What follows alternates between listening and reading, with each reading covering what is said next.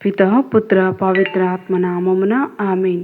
ప్రియ స్నేహితులారా, మీ అందరికీ దేవుని యొక్క ఆశీస్సులను తెలియజేస్తూ ఆగస్ట్ 9వ తారీఖు ఈనాడు తల్లి శ్రీ సభ 19వ సామాన్య ఆదివారాన్ని కొనియాడుతూ ఉండగా ఈనాటి దివ్య బలి పూజా పఠనాల ధ్యానాంశం భయపడవద్దు నేనున్నాను. మొదటి పఠనము రాజుల మొదటి గ్రంథం 19వ అధ్యాయం 11వ వచనం నుండి 13వ వచనం వరకు. పునీత పౌలు రోమీలకు రాసిన లేఖ 9వ అధ్యాయం 1వ వచనం నుండి 5వ వచనం వరకు. మత్తయి సువార్త 14వ అధ్యాయం 22వ వచనం నుండి 33వ వచనం వరకు చదువుకొని ధ్యానించుదాం. ప్రార్థన. ప్రేమగల తండ్రి, పరలోక ప్రభువా, ఈ పవిత్రమైన ఆదివారం నీ సన్నిధిలో మమ్మల్ని ఒక కుటుంబంగా చేర్చినందుకు మీకు కృతజ్ఞతలు. నీ వాక్యం ద్వారా మా హృదయాలతో మాట్లాడము. జీవితంలోని తుఫాన్లో మేము భయపడకుండా నీపై విశ్వాసం ఉంచే కృపను ప్రసాదించుము. మా చెవులు నీ స్వరాన్ని వినున్నట్లు, మా హృదయాలు నీ ప్రేమను అనుభవించినట్లు, మా జీవితాలు నీ సాక్ష్యముగా మారునట్లు చేయము. క్రీస్తు మా ప్రభువు ద్వారా ప్రార్థించున్నాం తండ్రి, ఆమేన్.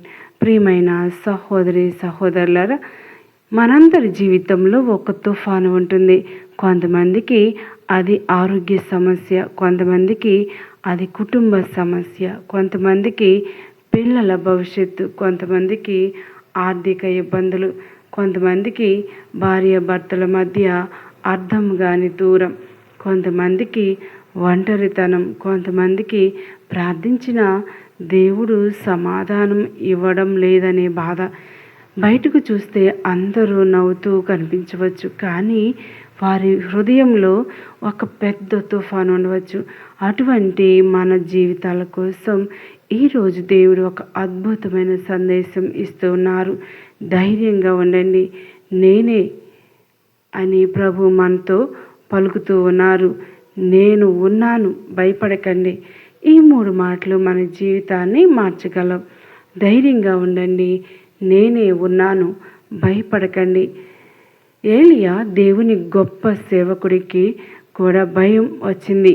మొదటి పట్టణంలో ప్రవక్త ఏలియా దేవుని సన్నిధిలో ఉన్నాడు. ఏలియా ఒక గొప్ప ప్రవక్త. ఆయన దేవుని కోసం ధైర్యంగా నిలబడ్డాడు.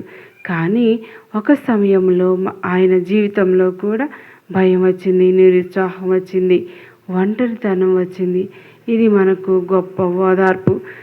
ఎందుకంటే కొన్నిసార్లు మనం ఇలా అనుకుంటాం, నేను ఎందుకు ఇలా బలహీనపడుతున్నాను, నేను ప్రార్థిస్తున్నాను కదా, అయినా దేవుడు నాకు ఎందుకు ఈ బాధిస్తూ ఉన్నాడు, నేను దేవుని మీద విశ్వాసం ఉంచుతున్నాను కదా, అయినా ఎందుకు భయం. ప్రియమైన వాళ్ళారా, విశ్వాసం ఉన్న వారికి కష్టాలు రావని బైబిల్ చెప్పదు. విశ్వాసం ఉన్న వారికి తుఫాన్లు రావచ్చు, కానీ తుఫాను వచ్చినప్పుడు దేవుడు వారిని విడిచిపెట్టడు. ఏలియా దేవుణ్ణి గొప్ప శక్తితో వెతికాడు. బలమైన గాలి వచ్చింది, భూకంపం వచ్చింది, అగ్ని వచ్చింది, కానీ ప్రభు వాటిలో లేడని వాక్యం చెబుతుంది. తర్వాత ఒక మృదువైన నిశ్శబ్దమైన స్వరం వినిపించింది. అక్కడ దేవుడు ఉన్నాడు. దేవుడు ఎప్పుడు శబ్దంలో మాట్లాడు. మనకు పెద్ద పెద్ద శబ్దాలు ఇష్టం, పెద్ద అద్భుతం కావాలి, వెంటనే సమస్య తొలగాలి, అవకాశం తెరుచుకోవాలి, దేవుడు స్పష్టంగా ఒక గొప్ప గుర్తు ఇవ్వాలి. కానీ దేవుడు కొన్నిసార్లు చాలా మృదువుగా మాట్లాడతారు. ఒక చిన్న బిడ్డ నవ్వులో, ఒక పేదవాడి కన్నీటిలో, ఒక తల్లి ప్రార్థనలో, ఒక పాపాత్మని పశ్చాత్తాపంలో, ఒక నిశ్శబ్దమైన దేవాలయంలో, పవిత్ర బలిలో, దైవ వాక్యంలో. కానీ మనం వినడం నేర్చుకోవాలి. ఈరోజు ప్రపంచంలో చాలా శబ్దం ఉంది. టీవీ శబ్దం, ఫోన్ శబ్దం, సోషల్ మీడియా శబ్దం, మనసులో ఆందోళన శబ్దం. అందుకే దేవుని స్వరం వినిపించకపోవచ్చు. దేవుడు మాట్లాడటం మానేశాడు కాబట్టి కాదు, మనం వినటానికి నిశ్శబ్దంగా ఉండటం మానేశాం. ఒక ఉదాహరణ ఏంటంటే, ఒక వ్యక్తి ప్రతిరోజు ఇలా ప్రార్థించేవాడు, దేవా నాతో మాట్లాడుము. కానీ ప్రార్థన కూర్చుని వెంటనే తన కోరికలన్నీ చెప్పేవాడు. దేవా నాకు ఇది ఇవ్వాలి, నా కొడుకు ఉద్యోగం ఇవ్వు, నా ఆరోగ్యం బాగు చేయి, నా సమస్య పరిష్కరించు, ఇలా చెప్పి వెంటనే లేచి వెళ్ళిపోయేవాడు. ఒకరోజు ఒక జ్ఞాని అతనితో అన్నాడు, నీవు దేవునితో మాట్లాడుతున్నావు, కానీ దేవునికి మాట్లాడే అవకాశం ఎప్పుడు ఇస్తావు? ప్రియమైన వాళ్ళారా, ప్రార్థన అంటే మనం మాత్రమే మాట్లాడటం కాదు. ప్రార్థన అంటే దేవునితో సంబంధం. మనం చెప్పాలి, ప్రభువా నేను చెప్పాను, ఇప్పుడు నీవు మాట్లాడుము, నేను వినటానికి సిద్ధంగా ఉన్నాను. ప్రతిరోజు కనీసం 5 నిమిషాలైనా నిశ్శబ్దంగా దేవుని సన్నిధిలో ఉండండి. రోమీయులకు రాసిన లేఖ, పౌలు గారి బాధపడే హృదయం 2వ పట్టణంలో పౌలు గారు తన ప్రజల గురించి చాలా బాధపడుతూ ఉన్నారు. వారికి దేవుని వాగ్దానాలు ఉన్నాయి, పితరులు ఉన్నారు, విశ్వాస వారసత్వం ఉంది. అయినప్పటికీ వారు క్రీస్తుని గుర్తించలేదు. పౌలు గారు వారిని విమర్శించడమే కాదు, వారి కోసం బాధపడుతున్నారు. ఇక్కడ మనకు ఒక సమస్య, మన హృదయం ఎంత పెద్దది? మనం కేవలం మన కోసం ప్రార్థిస్తున్నామా? నా ఆరోగ్యం, నా కుటుంబం, నా పిల్లలు, నా డబ్బు, ఇవి తప్పు కాదు. కానీ క్రైస్తవ ప్రేమ దీనికంటే పెద్దది. నిజమైన క్రైస్తవుడు ఇలా ప్రార్థిస్తాడు, ప్రభువా తప్పు మార్గంలో ఉన్న వారిని మార్చుము, ప్రభువా విశ్వాసం నుండి దూరమైన వారిని తిరిగి నీ దగ్గరకు తీసుకురమ్ము, ప్రభువా బాధపడుతున్న వారికి ఆదరణీయము, ప్రభువా నా కుటుంబం మాత్రమే కాదు, ప్రపంచమంతా నీ శాంతిని వెదకాలి. పౌలు గారి హృదయం ఇతరుల బాధను తన బాధగా చేసుకుంది. మన కుటుంబం కోసం ఏడ్చే ప్రార్థన. కొంతమంది తల్లిదండ్రులు అలా అంటారు, ఫాదర్ నా కొడుకు చర్చికి రావడం లేదు, నా కుమార్తె ప్రార్థన చేయటం లేదు, నా భర్తకు విశ్వాసం తగ్గిపోయింది, నా భార్యతో కుటుంబ ప్రార్థన చేయలేకపోతున్నాను. అటువంటి పరిస్థితుల్లో కోసం మాత్రమే కాదు, ప్రార్థన కూడా కావాలి. పౌలు గారి వల్లే ప్రేమతో ప్రార్థించాలి. మన పిల్లలను మనం బలవంతంగా దేవుని దగ్గరకు తీసుకురాలేం, కానీ ప్రేమతో ప్రార్థనతో మంచి జీవితంతో దేవుని దగ్గరకు నడిపించవచ్చు. మన పిల్లలు మన మాటలను మర్చిపోవచ్చు, కానీ మీ జీవితాన్ని వారు మర్చిపోలేరు. మీరు వారికి ప్రార్థన నేర్పకపోయినా మీరు ప్రార్థిస్తున్న దృశ్యాన్ని వారు చూసినప్పుడు ఒకరోజు వారి హృదయం మారవచ్చు. అందుకే మీ కుటుంబానికి మీరు చెప్పే గొప్ప ఉపదేశం మీ జీవితం కావాలి. ఇప్పుడు సువార్తలోని తుఫాన్లోకి వెళ్దాం. ఈరోజు సువార్త ఎంతో అందమైంది. శిష్యులు పడవలో ఉన్నారు. రాత్రి చీకటి, బలమైన గాలి, ఎగసే అలలు, పడవ కుదుపులు, యేసు కనిపించడం లేదు. ఇది మన జీవితానికి ఎంత దగ్గరగా ఉంది. కొన్నిసార్లు మన జీవితంలో కూడా రాత్రి వస్తుంది, ప్రశాంతత కనిపించదు, ఎటు వెళ్ళాలో తెలియదు, ప్రార్థించిన సమాధానం రాదు. అప్పుడు మనం అంటాం, ప్రభువా నీవు ఎక్కడున్నావు?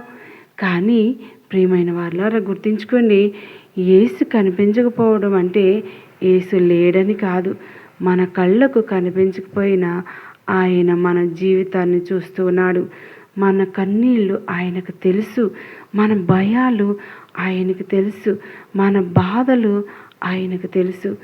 యేసు తుఫాను మధ్యలోనే వచ్చాడు. గమనించండి, యేసు ముందుగా తుఫాను ఆపలేదు, మొదట శిష్యుల దగ్గరకు వచ్చాడు. ఇది చాలా గొప్ప సందేశం. మనం దేవునిలో ఇలా అంటాం, ప్రభువా ముందు నా సమస్యను తొలగించు, అప్పుడు నేను నిన్ను స్తుతిస్తాను. కానీ యేసు ఇలా చెప్తూ ఉన్నాడు, సమస్య ఉన్నప్పటికీ నేను నీతోనే ఉంటాను. కొన్నిసార్లు దేవుడు మన కష్టాన్ని వెంటనే తొలగిస్తాడు, కొన్నిసార్లు కష్టాన్ని తొలగించకుండా ఆ కష్టాన్ని భరించే శక్తిని ఇస్తాడు. కొన్నిసార్లు మనం తుఫాన్ నుండి బయటకు రావాలని ప్రార్థిస్తాం, కానీ దేవుడు మనతో పాటు తుఫాన్లోకి దిగుతాడు. ఎందుకంటే ఆయన ప్రేమ మన సమస్యల దూరంలో నిలబడదు. మన బాధ మధ్యలోకి వస్తుంది. నేనే ఉన్నాను. యేసు శిష్యులకు ఇలా చెప్పాడు, ధైర్యంగా ఉండండి, నేనే ఉన్నాను, భయపడకండి. ఈ నేనే ఉన్నాను అనే మాటలో ఎంత గొప్ప శక్తి ఉంది.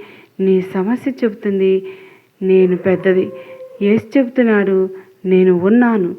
నీ భయం చెప్తుంది నీవు ఒంటరివి. యేసు చెప్తున్నాడు నేనున్నాను. నీ కన్నీరు చెప్తుంది అన్నీ ముగిసిపోయాయి. యేసు చెప్తున్నాడు నేను ఉన్నాను. నీ వైద్య నివేదిక నిన్ను భయపెట్టవచ్చు. నీ కుటుంబ పరిస్థితి నిన్ను నిరుత్సాహపరచవచ్చు. నీ ఆర్థిక సమస్య నీ నిద్రను తీసివేయవచ్చు. కానీ ప్రతి పరిస్థితిలో యేసు చెప్తూ ఉన్నారు నేనే ఉన్నాను. మనకు సమాధానం కన్నా ముందు దేవుడు తన సన్నిధిని ఇస్తాడు. ఎందుకంటే దేవుని సన్నిధి ఉన్న చోట నిరీక్షణ ఉంటుంది. పేతురు పడవ నుండి బయటకు వచ్చాడు. పేతురు అన్నాడు, ప్రభువా, నీవే అయితే నన్ను నీ దగ్గరికి రానిమ్ము అని చెప్పాడు. యేసు ఒకే మాట చెప్పాడు, రా. ఇంత చిన్న మాట, కానీ పేతురు పడవ నుండి బయటకు వచ్చాడు. ప్రియమైన వారులారా, పడవలో ఉండటం సురక్షితంగా అనిపిస్తుంది. మన అలవాట్లు కూడా పడవలాంటివే, మన భయాలు కూడా పడవలాంటివే, మన పాత జీవితం కూడా పడవలాంటిదే. కానీ యేసు కొన్నిసార్లు చెప్తూ ఉన్నారు, రా, పాత పాపాన్ని వదిలిరా, క్షమించలేని వ్యక్తిని క్షమించి రా, ప్రార్థనలోకి రా, సేవలోకి రా, కొత్త జీవితాన్ని ప్రారంభించి రా. మనం అంటూ ఉన్నాం, ప్రభువా, బయట తుఫాను ఉంది. యేసు అంటారు, రా. విశ్వాసం అంటే తుఫాను లేదని నమ్మడం కాదు. తుఫాను ఉన్నప్పటికీ యేసు చెప్పిన మాటపై అడుగు వేయడం.